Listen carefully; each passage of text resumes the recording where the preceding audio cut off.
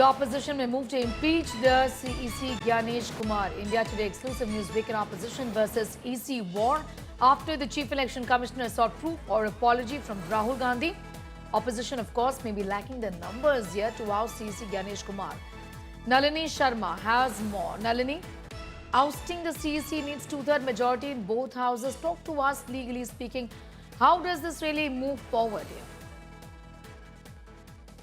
Well, Sneha, it is possible, even though the Chief Election Commissioner is a constitutional body, the rules provide for his ouster, but it can be done on very slim grounds. First of all, like you correctly pointed out, there has to be a special majority of two-thirds members present and voting in both Lok Sabha and Rajya Sabha.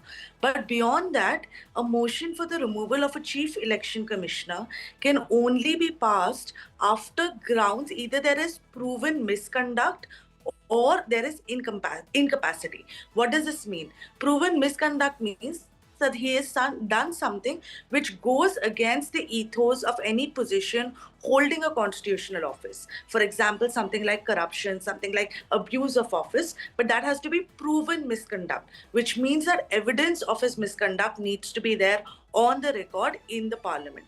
In addition to that, another ground on which he can be removed is incapacity, which means either physically or mentally he becomes incapable of carrying out his duties. Sneha, this is the process of the grounds for the removal of the Chief Election Commissioner, which are different from the grounds of removal of any other election commissioner, because any other election commissioner can be removed on recommendation of the CEC himself if the president so agrees. But the CEC, for the removal of him, there has to be either proven misconduct or incapacity that has to be proved, after which a special majority in both the houses has to pass the motion, after which it goes to the president for his sign off. So the process is complicated. It's also on very slim grounds, like I stated. So it's going to be an uphill battle for the opposition to go ahead and prove it, also considering the fact, like you pointed out, they don't have the numbers in the parliament. So it seems to be more symbolic at this point that they want to ask for his removal, even though that they know it will not go through because they don't have the numbers to support it.